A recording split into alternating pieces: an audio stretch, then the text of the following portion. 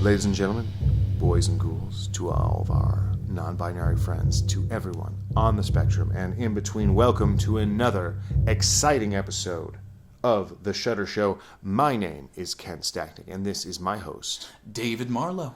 And today we are talking about the 1988 film, Maniac Cop. You have the right to remain silent. Forever. Now, Best tagline so far. Almost for sure. Of all the movies that we've talked about, this is probably my favorite tagline. I will also say up front, I may have picked a relatively large bouquet of oopsie daisies when I had suggested this particular movie for our podcast. Now, that is not to say that there are not positive things about this movie to talk about, because the podcast will be longer than a few minutes.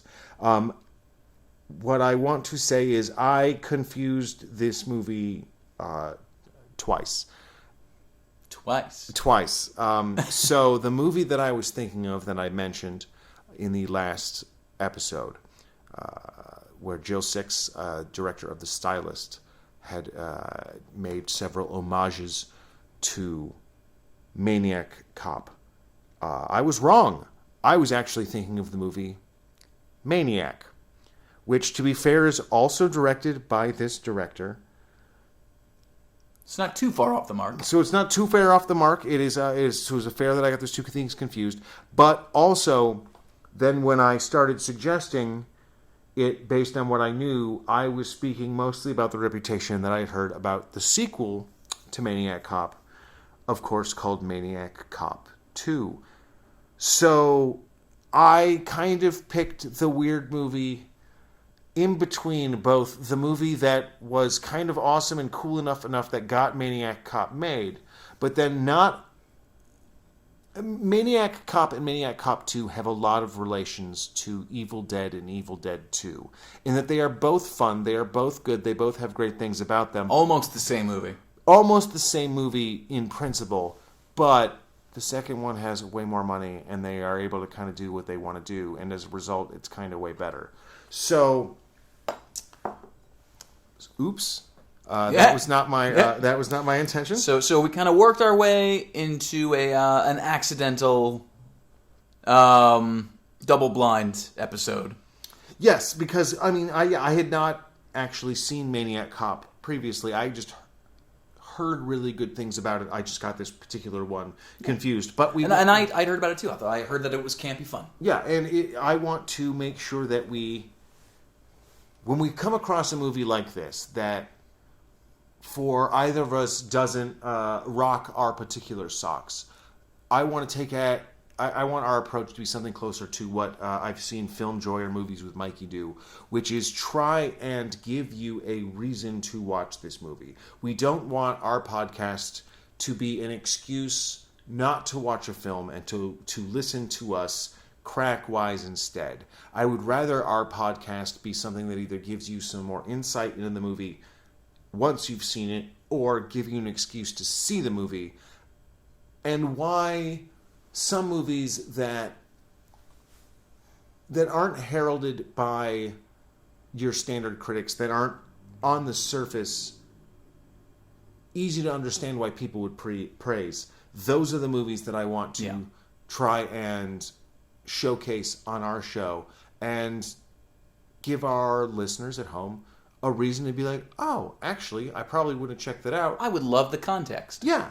It's kind of like how I was talking about the fact that, the first episode that we ever did, Street Trash, arguably, if you were a regular human being who really didn't work in film or anything like that, and you just saw movies to see them, had you seen Street Trash, you would say that is an absolute piece of garbage film. or just exploitative. I've wasted my life, and I'm never going to get that time back. Yeah, it was gross. I didn't, Whereas we, on the other hand, are going to be like, that is some of the best Steadicam work I have seen for a movie this old and of this budget.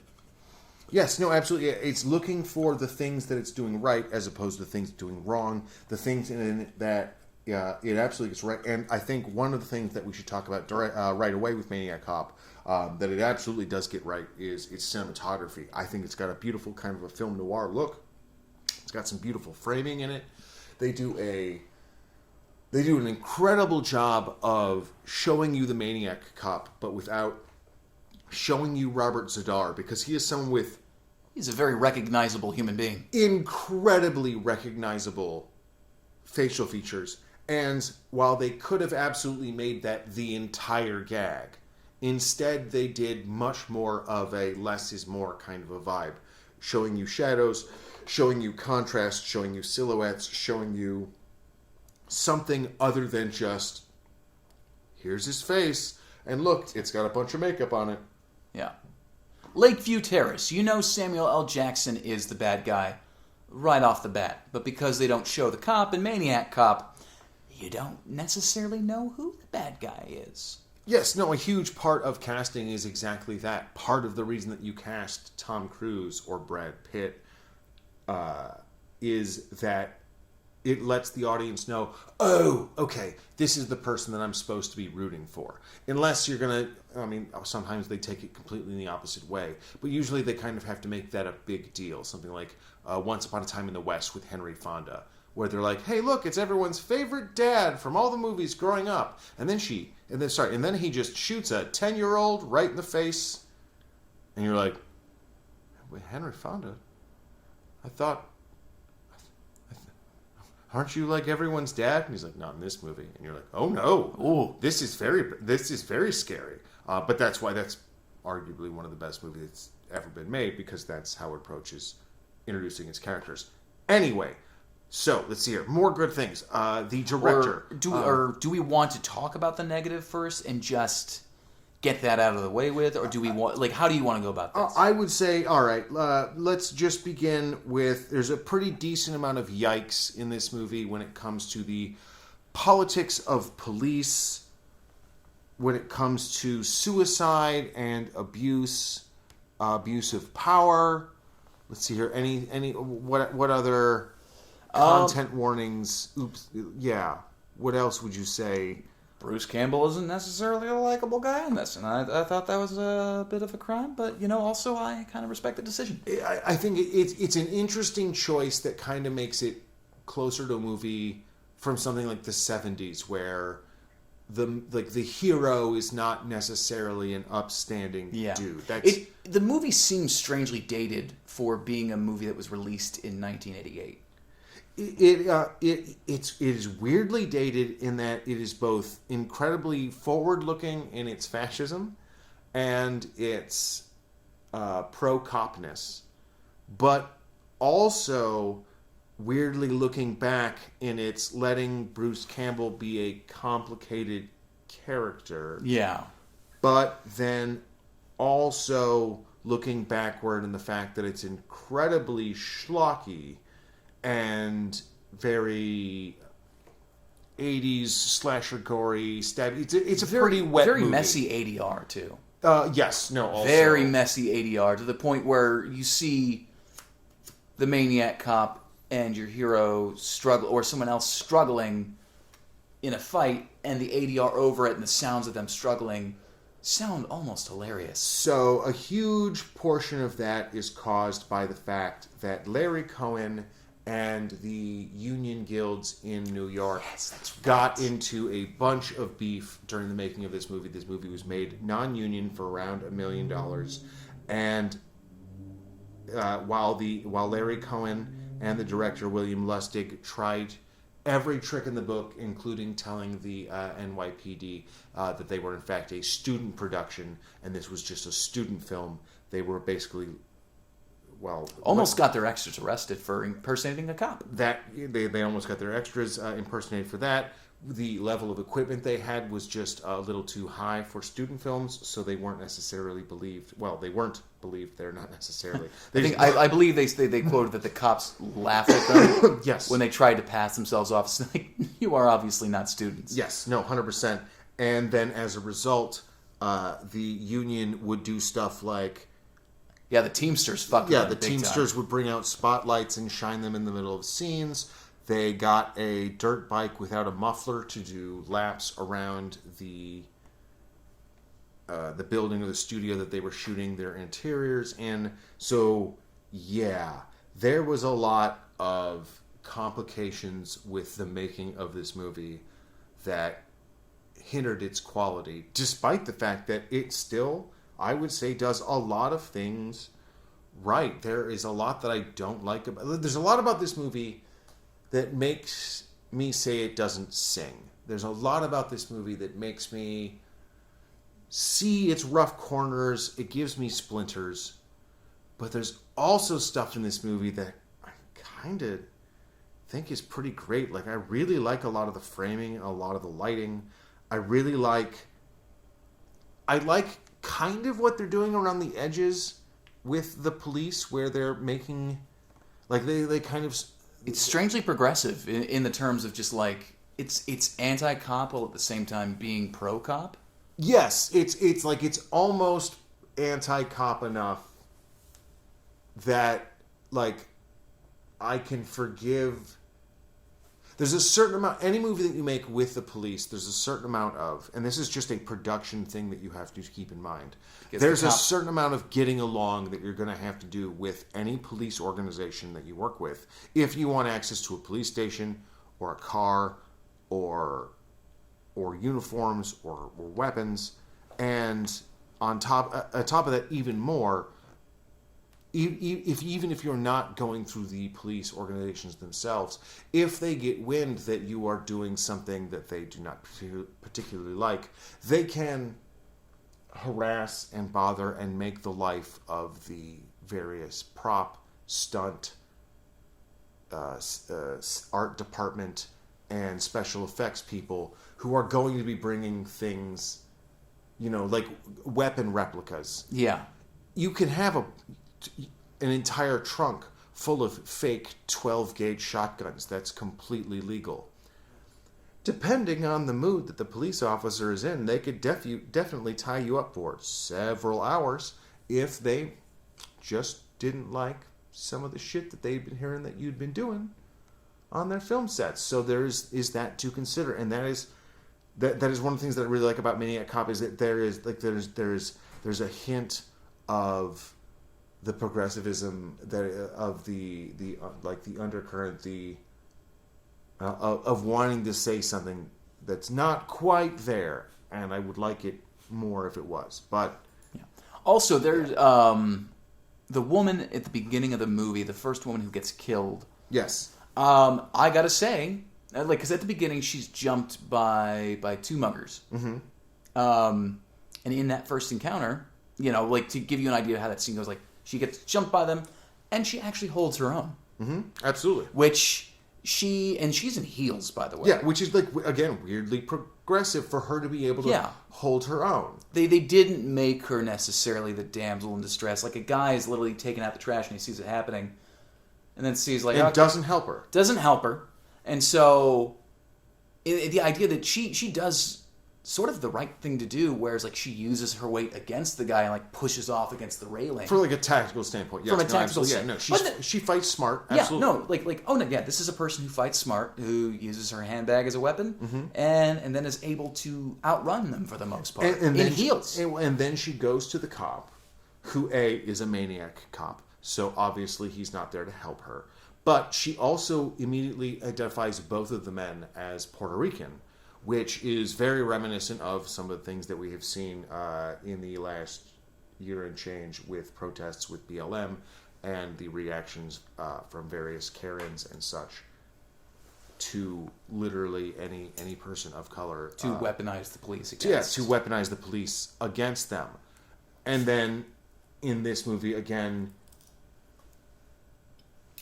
being, weirdly progressive, like, she goes to the cops, and the cops are not there to help her, so that's bad and actually kind of accurate. But then she uses their race against them, and that's also bad. But then it turns out that he's a maniac cop, and so then Karma. So yeah, it's karma. Like It's a very heavy, overly heavy dose of karma. yeah, karma, but also it could just be he's a bad, evil maniac cop, and that's what we're worried about. Because then once we get into the backstory of the movie of Maniac Cop, he's like a good cop, but he just went too far and did too much maniac copping. And that's And so then as a result, he got killed or super hurt, and then he's reanimated or just recovers. Well, it's not incredibly clear. Well, he was from what I understand, like a power trigger happy cop who did too much to the point where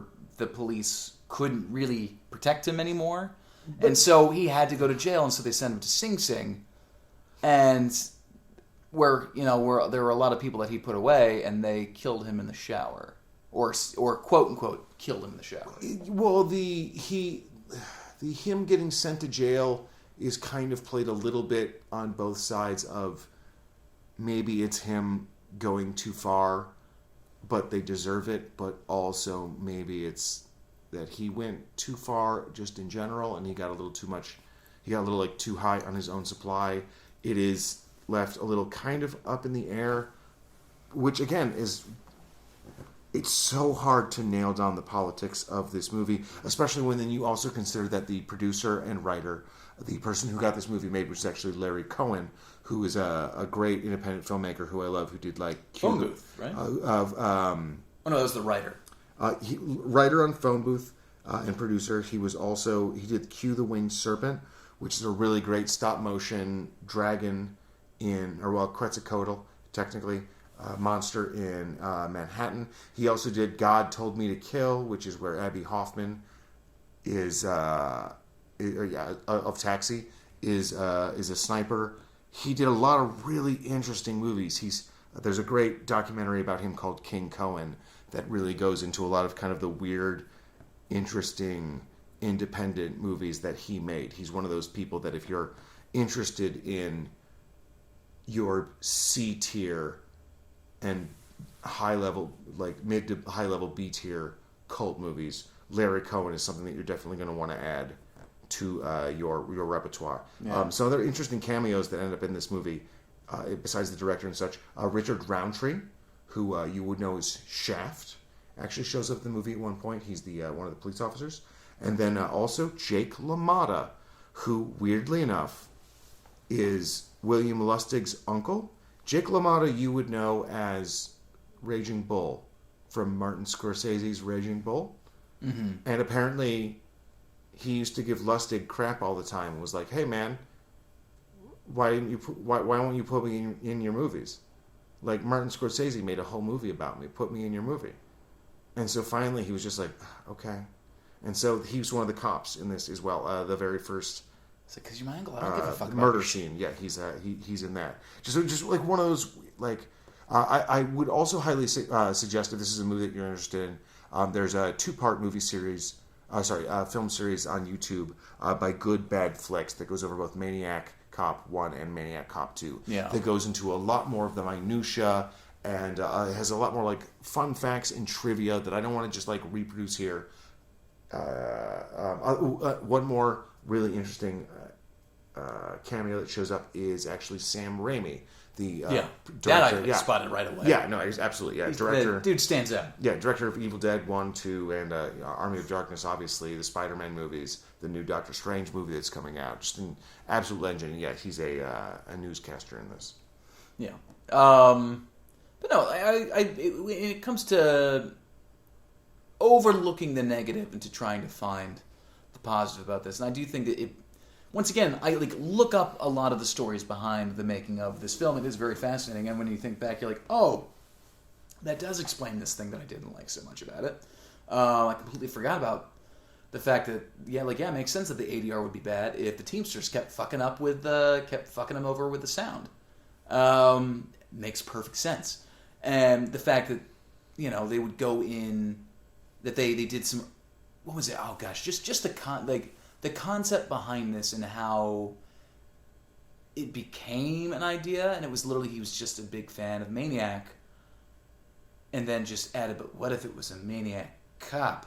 And then thought of a great tagline, and that's how he pitched it to Bruce Campbell. It's like, I want you in my movie Maniac Cop. Here's the tagline. I literally don't have a script. Literally, he said that on the phone call. Yeah. I don't have a script. Without a script, they flew them. Was it to Chicago, right? New York. Oh, okay. They flew them to New York during the St. Patty's Day parade. Yeah, St. Patty's Day parade, and they shot a bunch of footage with Bruce Campbell having almost little to no script. No permits, just kind of shooting on the streets, just getting whatever they kind of could, assuming they knew what, or guessing what they're going to need. Yeah. So, yeah, some very interesting tidbits in this movie. It is also I do find the main character in this, the main cop played by Tom Atkins. While I actually Halloween 3's Tom Atkins. Yes, Halloween 3's Tom Atkins. While I did genuinely enjoy his character, there is something that he does in this that I thought was almost hilariously naive. And it's he's almost like certain after the second death, it's a cop that's doing this. And you're just like, okay, not only 2 people have died, but only 2 people have died. So maybe let's not jump to conclusions. It's like, I'm going to the press. It literally leaks the fact that there is a killer cop out there to the press. And while sure that is bad and people maybe should be aware of it. Well, and we as the audience know because we've been watching the movie. Yeah. But that's not good for you to do. And the movie does a good job at showing the consequences of doing something so naive and stupid. Which again, is kind of the weird politics of this movie, where like it both is oddly simultaneously very pro and kind of anti-cop or anti. It's very gray. It's a very gray movie. Well, like, or it's not even necessarily anti-cop. It's more like, and don't you see what the problem with treating them this way is? It's very. It's such a fascinating mix of tones, and also at the same time, it's sometimes very entertaining, but at the other times, it's very gory and it's very visceral. It is of all the movies that we've watched, this is one of the ones that I've had the hardest time kind of wrapping my brain around to create. There's a moment. When he calls, I think it's when the second murder happens and he calls the newspaper, he says, "What's the exact quote? Make it bigger than AIDS," and you're like, "Whoa, yeah, what? Yeah. There's that. Yikes! There's so much yikes and so much fascism, but also at the same time, it sometimes seems to understand that it's." Fascism is bad. Also, I would say, we were talking about this just a minute ago. And also in the confusion of me getting this movie wrong. So, Maniac, the movie, was seen by Larry Cohen. Larry Cohen liked this movie quite a bit. So, he called up the director, William Lustig, and said, I want to make, why haven't you made a sequel to Maniac? And why haven't you made Maniac 2? And he's like, well, I don't really have an idea for Maniac 2, but I do have a idea for Maniac Cop. And pitched him the tagline, which Larry Cohen was like, that's brilliant. They got Bruce Campbell based on the fact that they literally just had the tagline in the title, and the movie was off and running, and Larry Cohen went and wrote that. Now, then also at the same after that movie, after Maniac Cop was a very big success, 2 movies immediately went into production. One was Maniac Cop 2, which we have talked about. Mm-hmm. The other movie was Psycho Cop, which is the ripoff of Maniac Cop, which also was very successful. And then after Maniac Cop 2, Maniac Cop 3 came out, which, despite the fact that Maniac is a sequel to, well, it's not a sequel to Maniac Cop, but comes afterward and is by the same director. Maniac Cop and Maniac Cop 2 and 3 are both actually all direct sequels. And then Robert Z'Dar, who is the Maniac Cop, who we need to just mention for a brief second, if nothing else, for his absolutely insane chin. You would also know Robert Just his Z'Dar. jawline in one of the other main places that you would know Robert Z'Dar from is he is one of the henchmen in Tango and Cash. The very opening of that movie, they are stealing a semi-truck full of cocaine, and Robert Z'Dar is the bad guy in that. It's just a fun fact. But this movie, yes, absolutely is a battle of the chins with both Bruce Campbell and Robert Z'Dar. But Robert Z'Dar was very open that he was more than willing to do a Maniac Cop 4, but he died in, I want to say, 2019. Yeah. I wish I'm also literally capturing an image on my phone of his profile picture on IMDb, because it really is not necessarily his chin. It is his whole jaw. He's got like 5 times the skull of any normal person. It looks like somebody stuffed his whole, like both cheeks, just stuffed him full of just cotton balls. Or something. It's so I love it. He's also in Samurai Cop. Oh, okay. I have not seen Samurai Cop. He's in Maniac Cop 3, Tango and Cash. It looks like the last film he did was Spring Fever. Ooh. So he has a very interesting collection of films that he's done. He's not someone that it seems like you cast on accident. It's kind of like you're very specifically looking for someone wild, or you're not casting. Yeah, Robert Z'Dar. It's like the monster in Gerald's Game. You're like, oh, you cast that actor for very specific roles. You can't just cast like a guy and be like, oh, and be spooky. He's not just a guy at the diner. He literally draws the eye to him.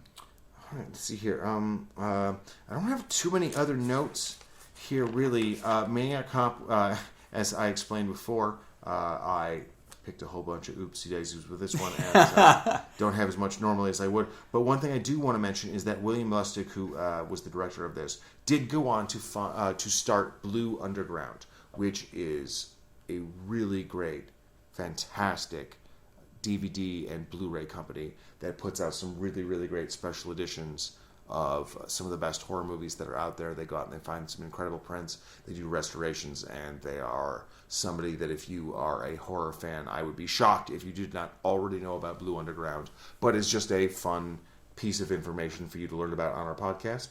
The director of Maniac Cop is responsible for that. When I was the director of Maniac Cop, did he have a hand in, because a bunch of the writers, producers, and crew have actually done quite because they grew up in the 60s, as is the case, like a lot of people in film back in those days also happened to shoot a lot of adult films. Was it the director or was it the writer who was involved in Deep Throat? Let's see here. I believe Larry. Let's see here. Let me confirm this on here.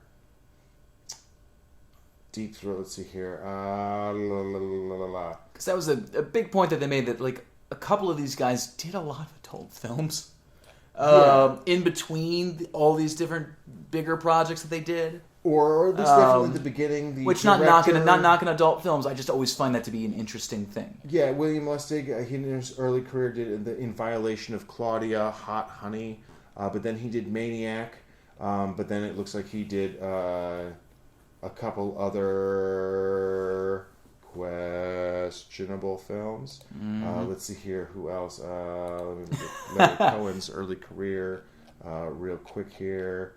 I would not be surprised if Larry... Let's see here. Yes, please pardon us the gapping. He did something called Never Too Young and Branded. Oh, God. Yeah, let's see here. So it looks like it's probably more some of the other producers. Okay. I don't have those exact names for you, but yes, definitely some of the people connected to this. I mean, a lot of times in people coming up in the independent cult and low budget world, as pornography in the 60s became more of a thing Didn't have the internet back then. Well, they did not have the internet back then. They were figuring out distribution networks and such back then. It became a way to partially pay the bills for some of these people. Something a lot of people, some people probably don't know. Wally Pfister, the cinematographer who did almost all of Christopher Nolan's early films, got a huge chunk of his start doing Skinamax movies. Just a huge chunk of Wally Pfister's early career is just really nice. Or as I like to call it, gauzy-filled, my in my youth, scrambled porn, as I like to call it. Yes. A lot of those scrambled images, when unscrambled, were in fact created by Wally Pfister. And then I guess another just point I want to make before we kind of start wrapping up this episode is, and we touched on it ever so briefly, but I do appreciate Bruce Campbell's character a little bit, not and the direction they could have gone with it, because ultimately they screened this for producers, and one of their big points was, like in this film, Bruce Campbell's character cheats on his wife, is caught in the act, and his wife, while storming off towards home after catching her husband cheating, that's when she's picked off by the Maniac Cop.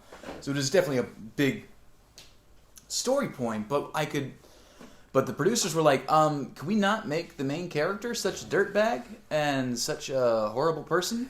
To which, they said, no, that's kind of how it has to be, because it's needed for the story, and also maybe it's important to show flawed characters. Sort of what you were saying earlier is the idea of, like, you know what, I do think sometimes we do need to see that a little bit more, that just because a person is the hero of their story doesn't necessarily mean that they are a hero. Mm-hmm, absolutely. And I do feel like that is very relevant to the theme of police, is a lot of police see themselves as the hero, because that is pretty much how we describe them. They are there to protect and serve, and as we have all been very aware, there's literally a story about a police officer breaking up a speed race or a racing ring, and dude panicked and couldn't keep his cool and ended up literally running his police car over a bunch of people and then speeding away. And it was all caught on footage. It ended up on the news. It was like learned about a Detroit cop who was pretty much had shot 5 people, and 2 of them while he was on duty, and 3 of them while he was off duty. Had a history of abuse, and at the same time, every time he went to his union rep, the idea that Bruce Campbell's character is flawed, I think, is very much needed, because you know what, like, the more we start looking at this as black and white and not different shades of gray, I think the more this problem it makes this problem more difficult to talk about. The more we make these characters like the heroes, and I mean that in the most, like, hail the conquering, they don't do anything wrong, everything bad happens to them, it's not their fault, if something bad does happen, they're just responding to the negative things that are happening in their life.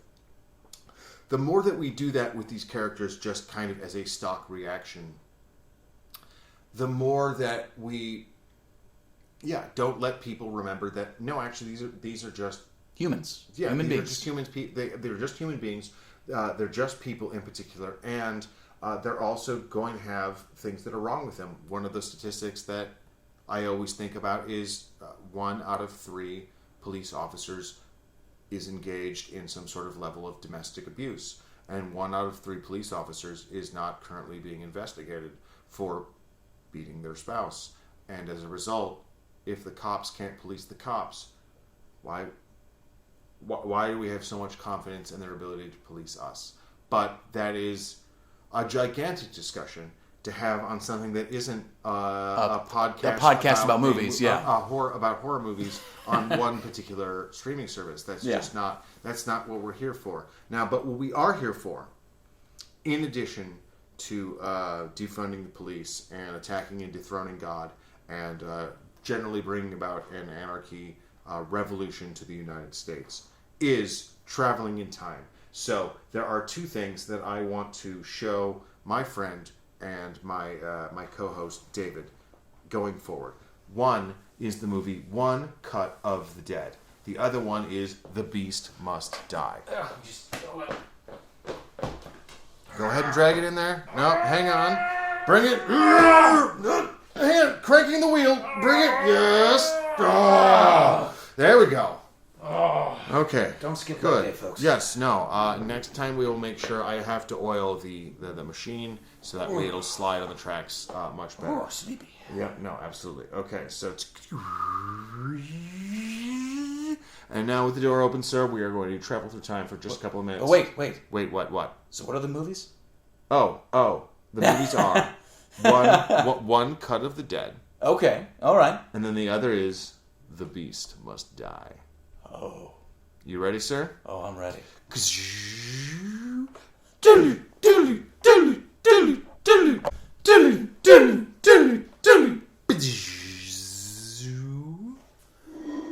Once again, the future, my friend. Things are Okay. mostly, they're still pretty much the same. Yeah, still kind of smoggy. Still not really that exciting. David, We jumped forward to a day where there was rain. That was kind of pleasant. yeah, that was pretty neat. Kind of calming. Things are damp, and that's a plus. Let's see here. It didn't quite hit freezing, so my tomatoes on my balcony are doing well. So that's a plus. They are thriving. They are thriving is a strong term. They are alive still. We will wait until I pluck them all, and then they will be thriving. Until then, they are merely things that I am learning to grow. So anyway, David, we have watched 2 trailers. We have watched the trailer for One Cut of the Dead, and we have watched the trailer for not Day of the Werewolf. God damn it, what is it called? I have one job, and I'm screwing it up right now. It is. I'm not even gonna help. Yeah, no, it's The Beast Must Die. There we go. The movie with the infamous werewolf break, where literally the entire movie stops for a minute, so the audience can contemplate who has been invited to this house, who's in fact a werewolf. Okay. So I think I'm going to go with One Cut. One Cut. Okay. One Cut of the Dead. All right. One Cut of the Dead. Okay. Because you had pitched that to Katie and myself, and she actually even was semi-interested in watching it. So I think this might be a movie that she'll sit with me, sit through it with me. Sometimes the movies that Ken picks aren't exactly her taste. Sometimes they have a little too much fish rape in them, and that is a cross that I must bear. Yeah. Though, to be fair, Katie actually sat through Maniac Cop with me, and I had thought about bringing her for this recording, this podcast, but I think she mostly viewed it as negative, and I think she would have had some difficulty coming up with nice things to say about the movie. I would think maybe Maniac or Maniac Cop 2 might have been able to bring something positive out of her with just like either its banananess or just like, well, I've never seen anything like X, Y, or Z before. But as we talked about earlier, there's a real... Maniac Cop, the first one, falls into a real kind of middle ground where it's not quite achieving the heights that its own franchise can, but at the same time, it is a step past what got the filmmaker noticed. All right, so sweet. So that is what we'll be watching next week. David, question: do you have any pluggables to plug, and where can the people on the internet find you? Once again, I'm always gonna plug you all some Serena Waits. So feel free to go check out the film. That is the reason why I will never be able to run for public office. You can also check me out on Instagram at _DW Marlowe, where you can see a whole bunch of the musings that is my life in COVID, which is pretty much me sitting on my couch doing nothing, or maybe deciding to bake a little bit of bread. I'm going to go home and I'm going to pop the sourdough that I've prepared. And Gonna get that bread. Oh, and you guys can see how it turns out. So, but yeah, that's where you can find me. Fantastic. You can find us, the Shutter Show, on Instagram at Shutter_show. You can find us on Twitter at ShutterShow, _. You can find me on Twitter at Ken Stachnik, and also on Instagram, STACHNIK. And until next week, ladies and gentlemen, boys and girls of the internet, I just want to let you know you're all beautiful, crazy weirdos who love horror movies. And also... go fuck yourselves, but I want to let you know that when we say go fuck yourselves, we mean it in the best possible way. of saying go fuck yourselves, but also just pleasure yourselves. Be Yeah. happy. Get yourself out there. Smile. The world's a terrible place full of awful shit. So you know what? Whatever you need to do to be happy, just go off and fuck yourselves. you absolutely do it. Love you.